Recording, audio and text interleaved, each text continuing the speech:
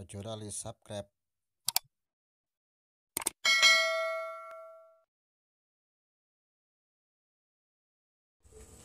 Assalamualaikum warahmatullahi wabarakatuh. Bismillahirrahmanirrahim. Alhamdulillahirabbil alamin wassalatu wassalamu ala sayyidina Muhammadin wa ala alihi wa sahbihi ajma'in, amma ba'du. Marilah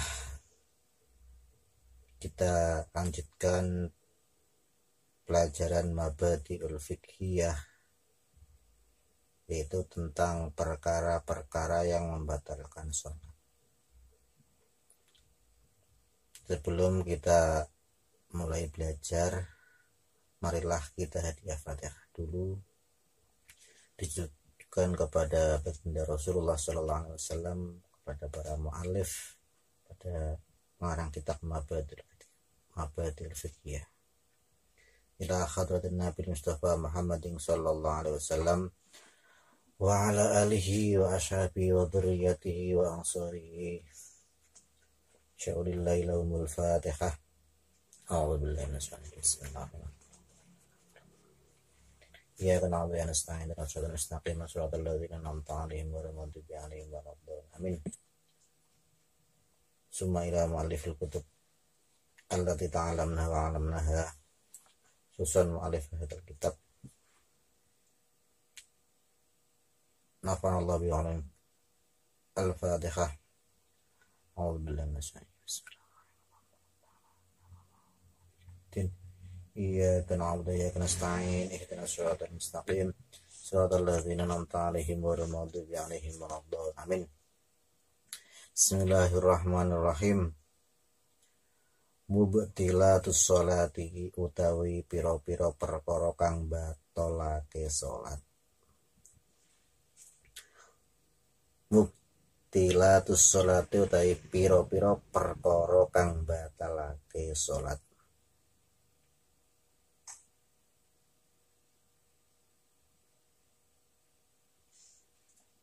Iku al-awwalu.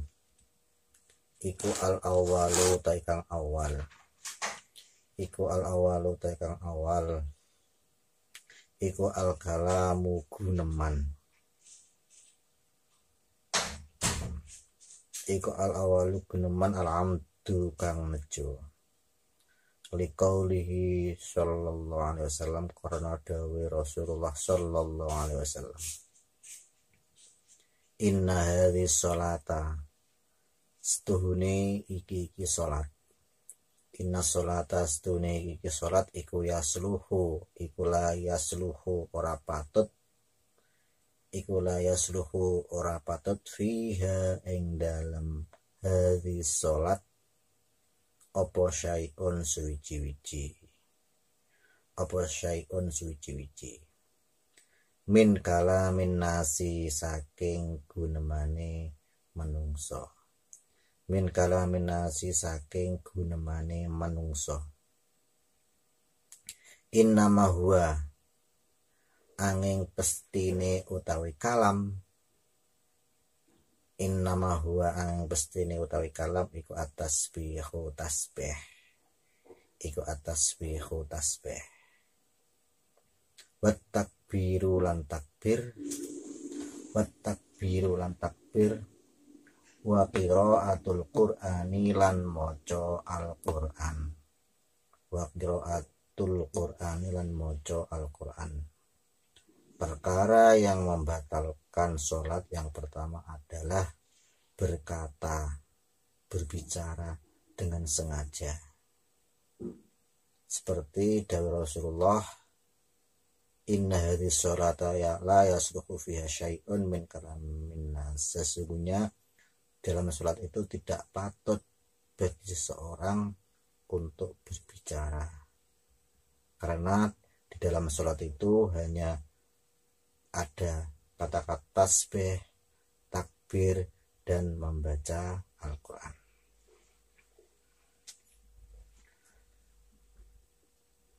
Berkata-kata atau berbicara dengan sengaja, dengan huruf atau dengan suara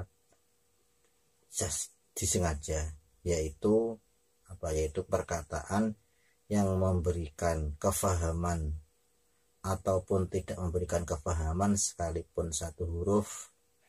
Misalkan begini, mengatakan qaf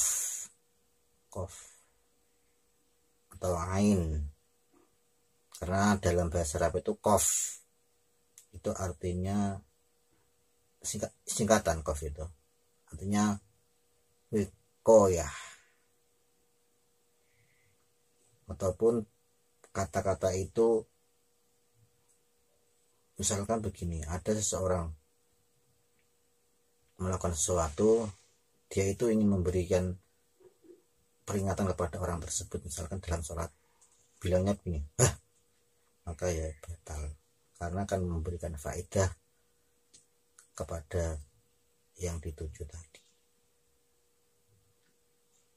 Berkata-kata dengan huruf atau dengan suara dapat dibagi menjadi beberapa bagian. Misalkan batuk kan mengeluarkan suara, batuk, menguap pas ngomong itu kelakapan, atau sendawa, cekuan, semacam itu. Hal-hal semacam itu tidak membatalkan sholat jika ada uzur atau tidak ada unsur main-main. Jelek batuk, misalkan batuk, kalau ada unsur main-main maka ya batal. Tapi kalau batuknya itu batuk mungkin habis makan goreng-gorengan, mungkin habis rokok kok batuk, maka ya tidak batal. Tapi kalau batuknya itu terus-terusan, terus dalam sholat itu kok terus batuk semacam itu, kalau bisa berhenti maka sholatlah ketika tidak batuk. Maksudnya begini, pada suatu ketika dia itu batuk, tapi pada suatu ketika lain dia tidak batuk, maka sholatlah pada waktu yang tidak batuk. Berdehem itu tidak membatalkan sholat jika ada uzur. Misalkan habis makan terus kemudian dia itu ketika mau sholat sebenarnya sudah berkumur, tapi tenggorokan itu rasanya kok serak, maka ketika sampai ingin melonggarkan tenggorokan dengan berdehem semacam itu, maka ya tidak batal sholatnya, kecuali kalau dehemnya itu dehem untuk main-main. Misalkan begini, nenek seseorang, misalkan yang sholat itu laki-laki, ada cewek lewat, dia berdehem agar diperhatikan orang tersebut dari si cewek tadi, maka dehem semacam itu dehem yang main-main, maka ya batal sholatnya. Itu contoh-contoh misalkan batuk, dehem dan sebagainya yang tidak membatalkan dan membatalkan sholat. Maka perlu diperhatikan kalau misalkan dehem atau sebagaimana, ya kalau dehemnya itu dehem tidak disengaja, maksudnya dehem alami untuk melonggarkan tenggorokan, maka ya boleh. Tapi kalau dehemnya itu dehem untuk memberikan sesuatu isyarat kepada orang lain, maka ya batal sholatnya.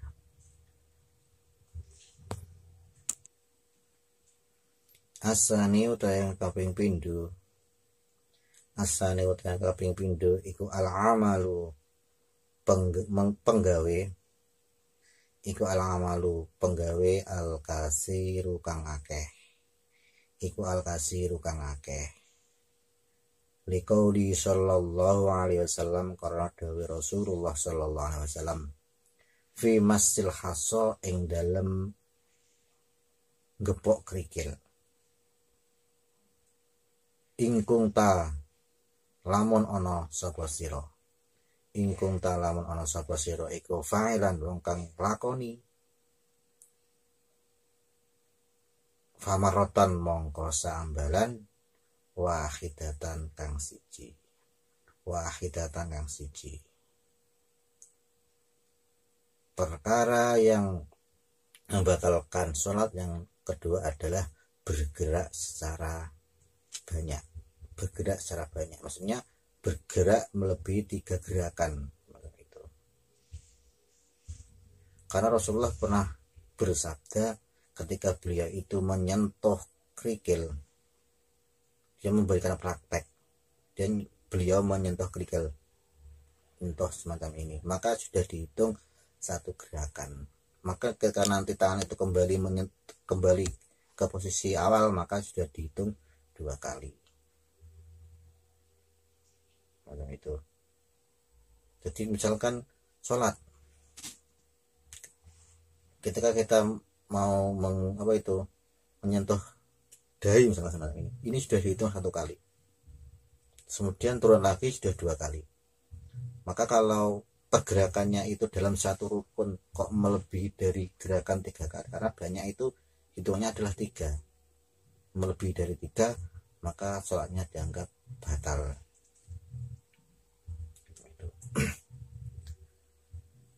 Kalau gerakannya itu gerakan misalkan jari yang tidak mengikutkan telapak tangan, misalkan sampai pas bersedekap jarinya itu ukur, menggaruk, maka tidak batal walaupun gerakannya itu berulang-ulang karena tidak mengikutkan telapak tangan ini. Tapi kalau gerakannya itu kok semacam ini, maka ya batal kalau sudah melebihi dari gerakan, melebihi gerakan 3 kali. Mazhab Syafi'i berpendapat bahwa gerakan yang tidak berhubungan dengan sholat dapat membatalkan sholat itu sendiri, dengan syarat gerakan tersebut yang pertama dilakukan 3 kali secara berturut-turut dalam satu rukun lah, dalam satu rukun, misalkan rukun berdiri, kemudian pas ruko, pas sujud, dalam satu rukun itu kok sampai 3 kali, maka ya batal. Dilakukan 3 kali lebih secara berturut-turut, atau dilakukan sekali tetapi gerakannya itu melampaui batas, misalkan meloncat itu, atau memukul dengan keras. Kan misalkan pas sholat di sampingnya itu ada musuhnya, ya boleh di sebenarnya, tapi pas waktu itu dia bertengkar, kemudian dia itu memukul, memaplok, maka ya batal sholat. Ataupun gerakan itu dilakukan sekali tapi diniati bergerak, diniati bergerak dengan 3 kali, maka ya batal.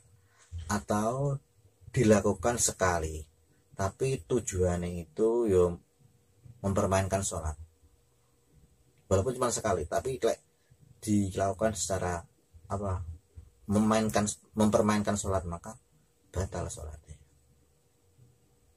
Misalkan contoh misalkan pas waktu sholat ada musuhnya lewat, misalkan ada seseorang lewat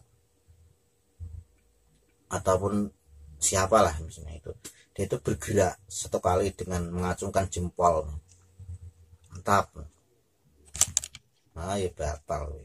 Atau mungkin yo ingin mengumpat koncone lah, kemudian dengan menunjukkan jari tengah misalnya ini semacam itu ya, itu batal karena mempermainkan sholat.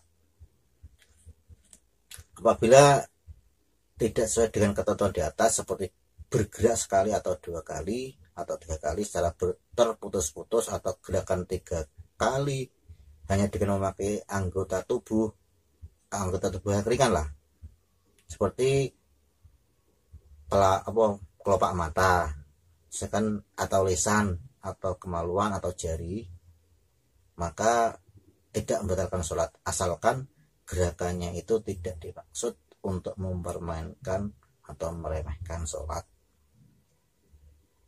Misalkan contoh kelopak mata ya, walaupun kita itu berkedip berapapun makanya tidak batal. Misalnya pas kelilipan terkena pasir malam itu mau ya pas sholat bukan tidak batal. Tapi kalau digunakan untuk meremainkan kan ya misalkan contoh ada lawan jenis misalkan ada seorang laki-laki sholat ya pas waktu itu dia itu sholat di depannya itu lewat cewek, pas cewek itu pas nget nih dia sholat, ketika dia melihat orang sholat tersebut yang sholat itu mengedipkan mata macam itu macam itu, nah itu kayak gitu batal karena memperoleh sholat semuanya itu.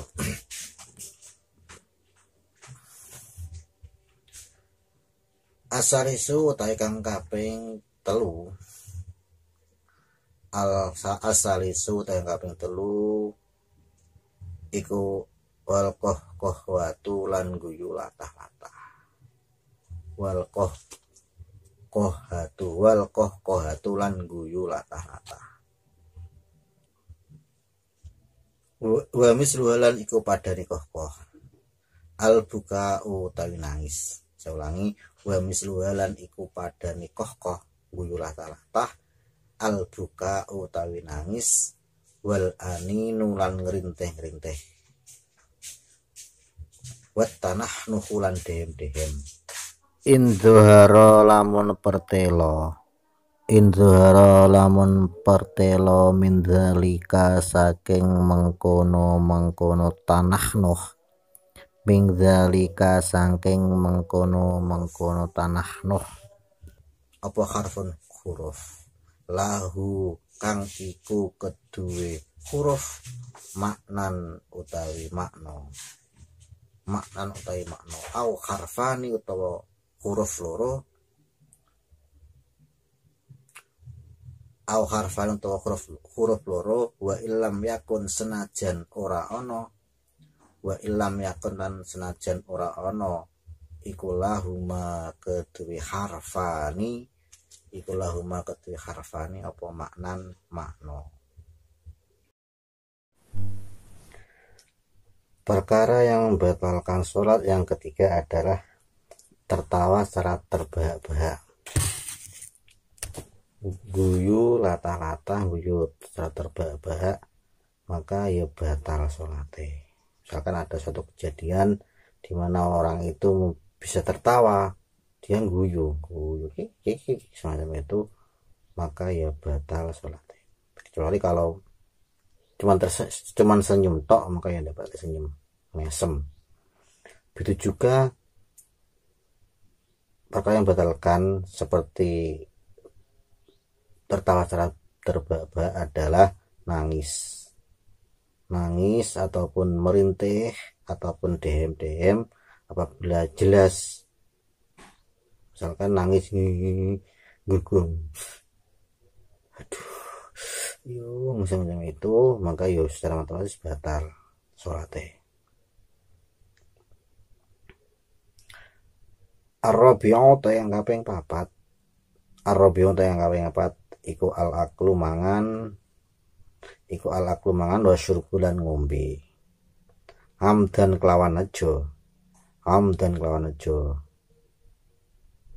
iku kasiron kang akeh kana ana apa aklu au wa syurbu au qalilan utawa kidik au kasiron utawa akeh wa ing kana senajan ana sapa wong iku nasian kang lali au jahilan utawa bodoh. Perkara yang membatalkan sholat yang keempat adalah makan dan minum baik dengan disengaja, baik itu secara sedikit ataupun banyak, oke atau titik, maka batal sholat. Tapi kalau cuman rasanya saja, misalkan semacam ini, sampean mau sholat terus kemudian habis makan sesuatu, setelah sampean sholat itu mau sholat sampean berkumur dan sebagainya, ternyata di dalam mulut itu masih terasa ada rasa manis, mungkin ada rasa pedas dan itu, maka tidak batal sholatnya. Kecuali kalau sampean habis makan, misalkan makan sate, makan ikan atau makan apa, membuat selilitan di sela-sela gigi itu ada sesuatu, terus kemudian sampean sholat, kemudian dicari-cari ternyata ketemu, langsung ditelan, maka batal sholatnya. Solusinya bagaimana? Solusinya ketika sampai habis makan sate, gulai dan sebagainya yang bisa membuat selilit sesuatu yang tertinggal di sela-sela gigi, solusinya adalah ketika mau sholat ya hendaknya sikatan atau siwakan semacam itu. Al-khamisu yang kaping 5 iku tarku ruknen ninggal rukun min arkaniya saking pira-pira rukun salat. Min arkaniya saking pira-pira rukun salat. Perkara yang membatalkan sholat yang kelima adalah meninggalkan rukun dari rukun-rukunnya sholat, baik itu rukunnya itu berupa rukun qauli maupun berupa rukun fi'li. Misalkan sampai sholat salah satu rukun sebangsa fi'li, misalkan rukuk semacam itu, sampai tidak rukuk, misalkan sholat langsung bablas sujud, maka ya batal sholatnya. Ataupun rukun yang sebangsa fi'li, sebangsa qauli, sebangsa ucapan, contohnya Al-Fatihah, sampai kok meninggalkan Al-Fatihah, misalkan sholat munfarid, sholat ijen lah semacam itu, sampai tidak membaca Fatihah, maka ya tidak sah sholatnya, batal. Ataupun baca tahiyat akhir, tidak baca sholawat, batal sholatnya. Au fawatu syartin utawa pote syarat. Au fawatu syartin utawa pote syarat min syurutiha saking pira-pira syarat sholat. Min syurutiha saking pira-pira syarat sholat. Perkara yang membatalkan sholat yang lainnya adalah hilangnya syarat dari syarat sahnya sholat. Contohnya semacam ini. Salah satu syarat sah sholat itu kan suci, baik secara hadas maupun najis. Maka ketika sampean pas sholat kok hadas, misalkan kentut dan sebagainya, ataupun mungkin apa itu kencing tidak tuntas kemudian keluar, maka batal sholatnya. Ataupun terkena najis,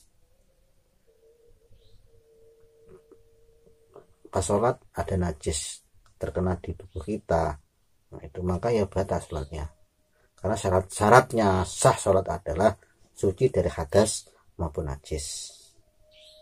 Itu misalkan mimisen kan, pas sholat kok mimisen, kalau mimisnya itu tidak mengenai anggota yang lain, misalkan tidak mengenai bibir ini, maka ya tidak apa-apa. Kalau misalkan mimisnya itu kok berlebihan, maka ya batal.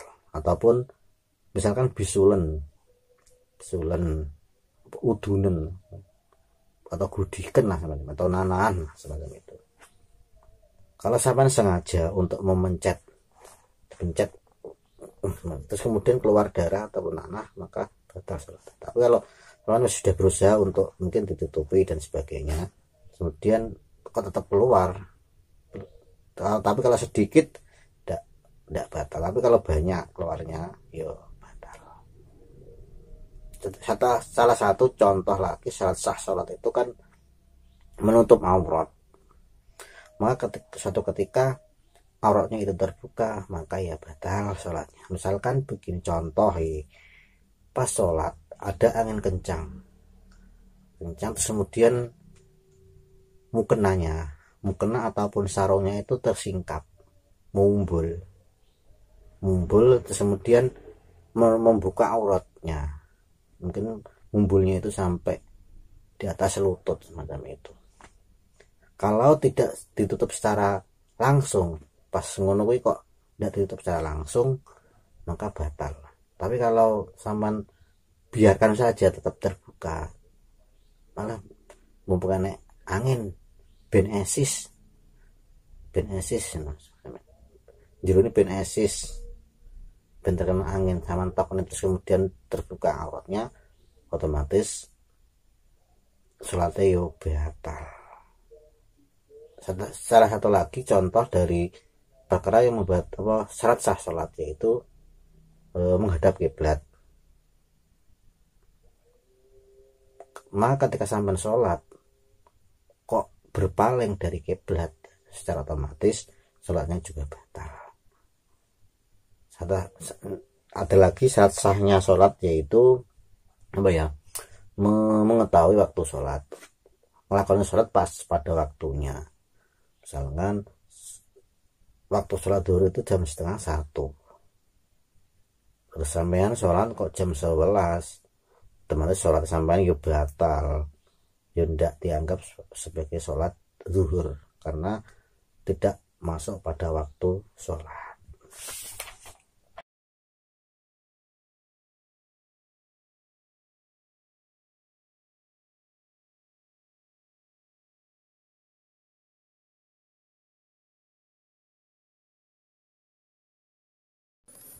Demikianlah apa yang kita pelajari pada kesempatan kita kali ini. Dari saya, apabila ada kurang lebihnya, saya minta maaf. Akhirul kalam, ihdinas siratal mustaqim. Wassalamualaikum warahmatullahi wabarakatuh.